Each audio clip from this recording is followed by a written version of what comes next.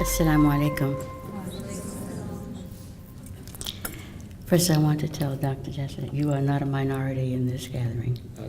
Your voice is quite the majority, and your spirit is even more than that. Thank you very much for your contribution. And to the other men who were brave enough to join us today as well, we honor you and your presence. Thank you. I'd like to thank the organizers for inviting me to come here. This is my first time for the MAS-ICNA Convention, so it's been a pleasure and an honor to join you. This is one of my favorite topics. I will say now that this is probably my life topic at this point moving forward. I've reached nearly 75, and I think that, inshallah, I see some buds sprouting from the work, and we're looking to younger generations to step up and carry the work forward, inshallah. Dr. Jessica has really said everything that I could say about this issue, so I'll try to focus. Everything is so interrelated that it's difficult to separate out one aspect from the other. But this latest phenomenon of actually unmosques, and then we have remasking, seem to be necessary efforts at this point.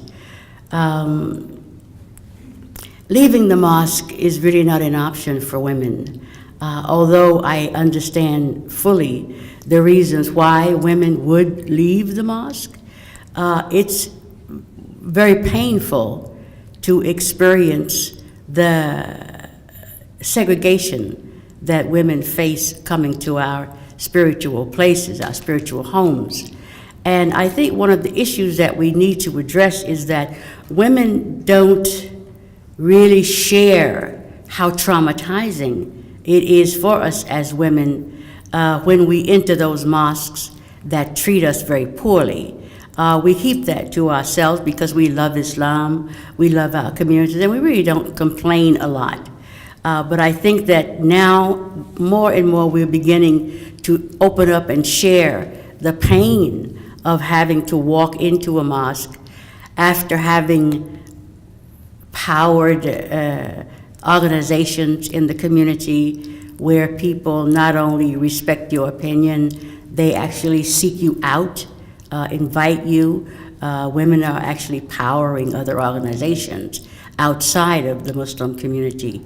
So that when we enter the mosque, you find yourself relegated. I used to say to second-class citizenship, but I'm now saying to non-citizenship. And that's not, it's no longer tenable.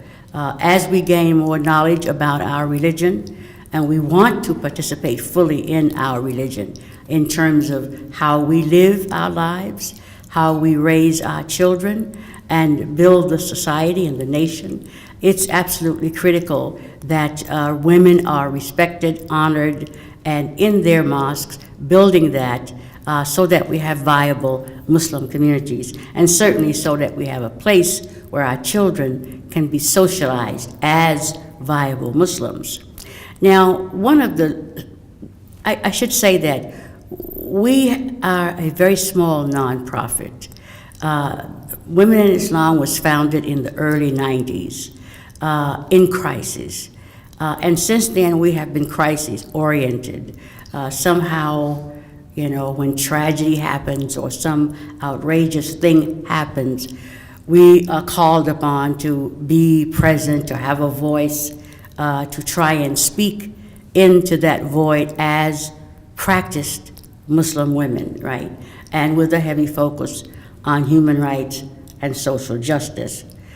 So when we want to bring our passion and our love back to our community to continue building, and we're met at the door, often a locked door. There are many mosques actually in places like New York City where women are still told that there's no place for them to pray in the mosque, and they're literally turned away.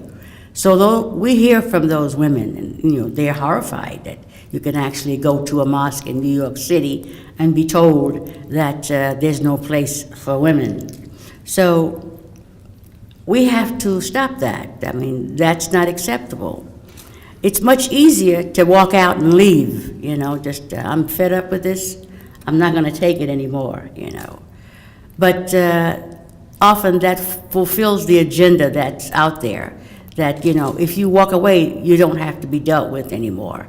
So it's like a fulfilling prophecy, out of sight, out of mind. So it's much more difficult to stand in the fire, to insist that our mosques open up the door. And because in this part of the world we are registered as 501c3s, religious institutions, that somehow the board of directors or others who are leaning very heavily with cultural practices as opposed to Islamic principles, the power dynamics that Dr. Jesser spoke about earlier also reside in this part of the world as well. So all of these are challenges that have to be met and dealt with in our context. And we can no longer accept, being turned away at the door. We have to insist that they open up the doors. We have talked with various institutions, religious institutions, about letting us be the bridge. We don't want women to come and have to bring lawsuits against our Muslim community on discrimination charges, for instance, right? So, or to have women have to line up and hold demonstrations outside the mosque because the mosque leaders will not behave in an Islamic manner. Women really are shy about doing that kind of stuff. And often it's the only thing that they will respond to, interestingly enough.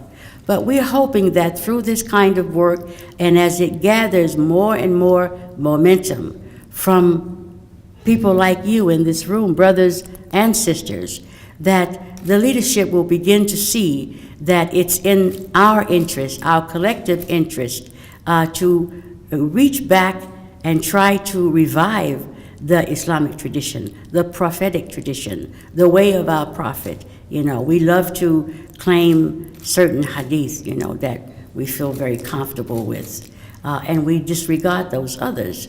So we're asking, no, we need to be more wholesome in our application of Islamic principles, and we need to be very clear about what are the distinctions between cultural practices and Islamic principles. And yes, there's a lot of struggle that we have to be willing to engage with. Sometimes power, one of our early scholars used to tell us, well, he didn't tell me because it was much before my time, but he said that power concedes nothing without a demand. So we have to be demanding now our rightful places in the mosques. And there is, of course, a way to do that. I always emphasize now that as we are activists in our communities and as we agitate for change, we must always bring our adab with us.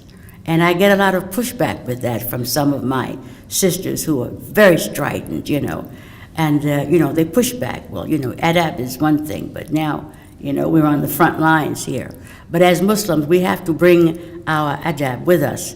And that doesn't mean we walk away from the responsibilities and our passion and our commitment to justice for all of us, men and women. Because when women are marginalized and really discriminated against the way we are, women are not only impacted, but the entire society, our whole communities are impacted. And we say that this is not a woman's issue, but this is a community issue. And we have to see it as that. And I also appeal to our brothers to not be our allies, but to join this struggle and advocate for the rights of your sisters, your mothers, your daughters, to be fully welcomed and included and honored and valued in our mosque and in all of our Islamic institutions. So when women are disempowered and alienated, it also impacts how we parent, how we raise our children, and what we have to transmit to future generations. And if women are not feeling okay in their skins as Muslim women who are masked, mind you, they're not going to be able to transmit any positive examples to their children. And so I call on brothers to stand up with us, you know, and not behind us, but sometimes in front of us to make sure that they hear your voices, that they hear our voices, and back the sisters who are strong enough to stand sometimes in very, very devastating circumstances. And with the advent of social media, that can be a daunting thing. I'm sure you all know about Facebook or Twitter shaming. So when you stand up against the status quo, we have to expect that there will be that. But we also need everyone's voices to speak out and say, as Muslims, this is not our way, that we can disagree and that we have the adab of disagreement, and we have to learn that. And scholarship is critical. And I'm throwing this now back into the women's court. We have to make the commitment to study our religion. And it is grueling, you know. I think it's much easier to get a PhD from one of the Ivy League universities, quite frankly. But having said that, I think that in this day and time, certainly in the Western context, you will probably need both. You need perhaps the Ivy League degree, but you also need to have a path to traditional Islamic learning. And again, we are advocating that those channels be open and made more accessible to Muslim women so that they can become the scholars for the next generation. So again, I honor you and I welcome you and your smiling faces, and I'm glad you're here. And I like to fight, but at some point, you like to see your successes, kind of grow. So I'm standing here before you, passing the baton. But I encourage you to fight, to insist every day with every fiber of your being that the mosques open up, that the walls are taken down, that the curtains move back. The women who choose to be secluded have a right to be secluded, but that is not a universal. It is a specific, right? And it should not be imposed on everyone. We are losing so much wealth because we are not seeking the incredible gifts from our Muslim women. So I encourage you to be brave, to be bold, be strong, take a break, take good care of yourself. Self-care is critical. Women don't do that. Muslim women sure don't do that. So I encourage you to factor that into your activism and your scholarship. But at the end of the day, you have to stay in the fire, you have to stand in the fire so that you can say one day you passed on something to your children, inshallah. Assalamu alaikum.